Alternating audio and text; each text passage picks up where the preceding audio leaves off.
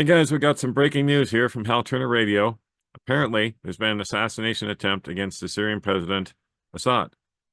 So take it with a little grain of salt because I've not been able to confirm this yet anywhere else. This is a single source story, so keep that in mind as I'm going through it.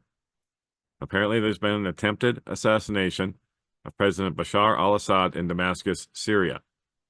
Armed men attacked the president's motorcade near the Meridian Hotel in Damascus just minutes ago. There are currently no further details on the results of the attack. So I'll keep my eyes open for more updates and confirmation, of course, that this is actually true. Because if it does prove true, this is another huge escalation, depending on who these gunmen were paid by and who they're working for, type of thing. And if it's ISIS, then they're working for the U.S. and Israel. That's just all there is to it. So, to go along with that, Iran is confirming that there will be a large-scale attack in retaliation against Israel, which they keep saying and they keep talking about, but of course, it doesn't materialize. And it was supposed to materialize last night, and it never did. Anyway, I'm reporting this to you because these are the latest updates that you need to be aware of. And with the mainstream media going on and on about war with Iran, it's probably coming pretty soon. Otherwise, they wouldn't be talking about it as much as they are. But Iran has informed the U.S. through Germany that it is planning a large-scale attack against Israel in retaliation for the act of war committed when Israel attacked the Iran embassy compound in Syria. Israel confirms that they will counterattack inside of Iran and go after Iran's nuclear program sites. I'm going to stop there for a second. Yesterday, I found a story in Telegram that said that, okay, Iran says, great, if you go after our nuclear sites, we're going to go after your Dimona nuclear plant on your side of the border. And we'll take that out. And we'll see how you like dealing with the fallout from that. So, it's going to go back and forth, tit for tat, guys. And Iran has a ton of ballistic missiles. So, according to Marco Rubio, who serves on the U.S. Senate Intelligence Committee, he said Iran wants to launch a large-scale attack from their own territory against Israel. He says Israel will respond instantly with an even more severe counterattack inside of Iran. What happens next is the most dangerous Middle East moment since 1973. Now, I don't agree with Marco Rubio on anything, but I will agree with him on that last statement there. He's right. What happens next is the most dangerous Middle East moment since 1973. So, according to U.S. officials, a rotation of combat aircraft with the Israeli Air Force have remained airborne. They've been patrolling in the last 48 hours along the northern, eastern, and southern borders, with other squadrons in the north of the country in a high alert status, able to scramble. So, and apparently, this General Michael E. Kurilla, commander of the U.S. CENTCOM Command, will arrive in Israel to coordinate with the IDF against the upcoming Iranian missile threat. So he wouldn't be there either, guys, to coordinate this stuff if it weren't going to happen. And according to IRNA, they're saying this is Iran's state news agency. They say the time is ripe to punish Israel, adding that a final decision on how to respond has been made. The U.S. is also bringing the aircraft carrier Eisenhower closer to Israel, probably in an attempt to intercept the Iranian missiles. And that's probably very true. And right here in Ukraine, switching gears a little bit, going over to Ukraine, one of the largest power stations with a 1.8 terawatt output is gone. Ukraine has almost no coal stations left. The targeting of oil depots in Russia with NATO drones is hitting their heads. Russia's retaliating even more fiercely. Yes, they did. They had a huge bombardment last night. We'll cover here in a second. But back to the Middle East again. Russia's also telling their citizens to refrain from travel to the Middle East. And it's more than likely because of what's going to erupt. Russia's foreign ministry told citizens on Thursday they should refrain from traveling to the Middle East, especially to Israel, Lebanon, and the Palestinian territories. Gee, I wonder why. The tense situation in the Middle East region persists, said the foreign ministry, which first issued such travel advice in October, when it urged Russians not to visit Israel and the Palestinian territories after Hamas attacked Israel. The situation in the Palestinian-Israeli conflict zone, as well as in the area of the blue line between Lebanon and Israel, remain unstable.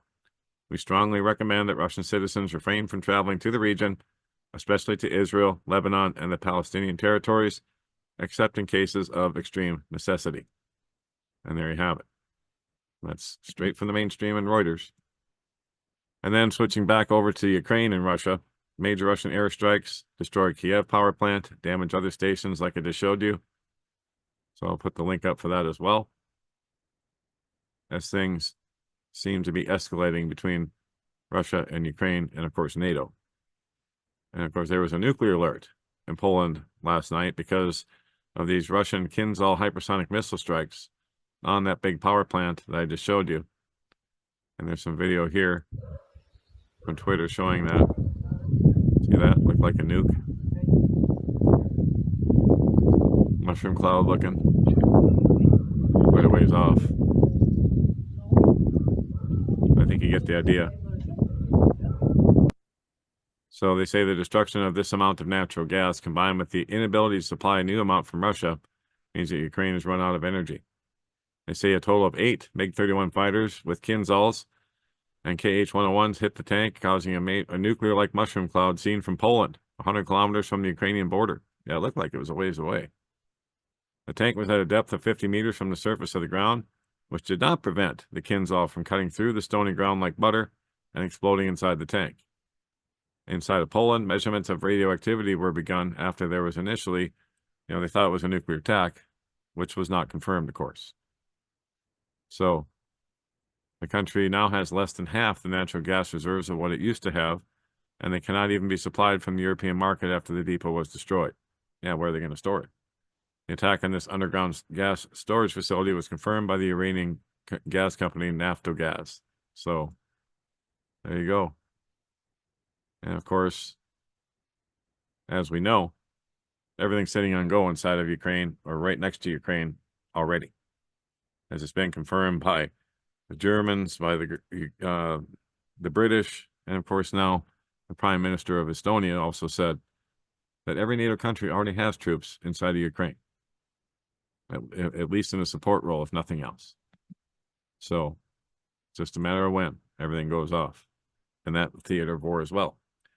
And then back over to Israel again. We have Biden backpedaling on some things that he said the other day. But now he's promising Israel ironclad support against Iran, and he walks back the call or backpedals for this unilateral ceasefire he called for.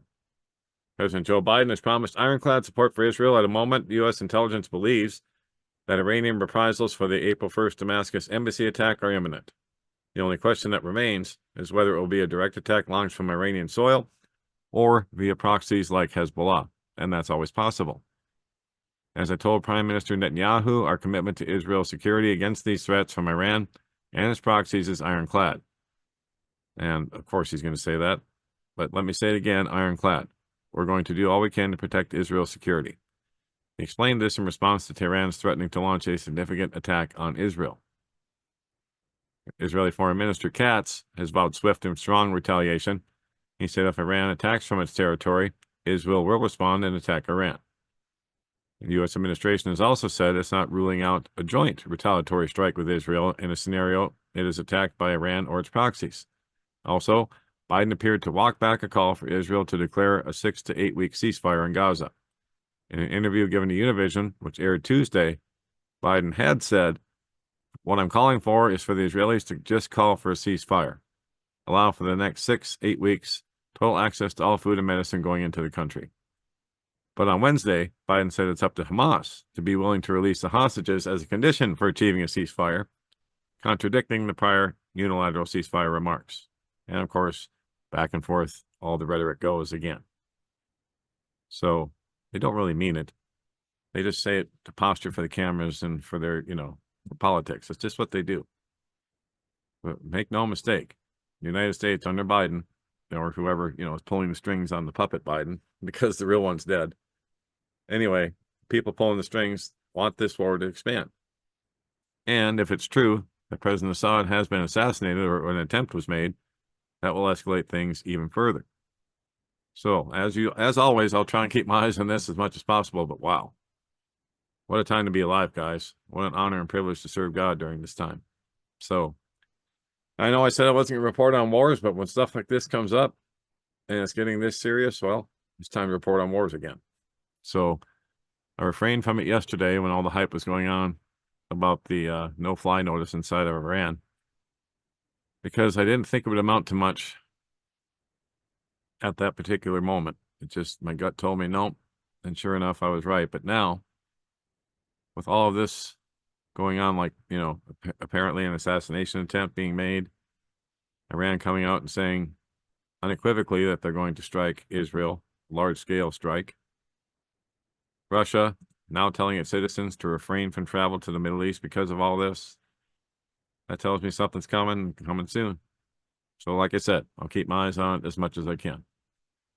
Now, if you want updates, every time I put up a new post or video, just go to don'tspeaknews.com, click subscribe, contact Johnny right here, and then you just type in your email, click subscribe, and you're in. Every time I put up a new video, new blog post, you'll be notified. Channel support, and we definitely need your support. And I want to thank everybody who has supported so far this month. It's sincerely appreciated. We can't survive without you, literally. So, and we're really behind right now because we fell a little short last month. So if you'd like to support us, click this tab right here. And all these links are also at the bottom of every post, or usually they are, unless I forget to put them up. So channel support's always right here under that tab, and all the links to do so are right there. We thank you very much for that. Now, YouTube, BitChute, Rumble, Telegram. This is all the different places you can find us. I don't do a lot with the YouTube channel because there's not a lot I can do. I get censored so heavily there, as does everybody else.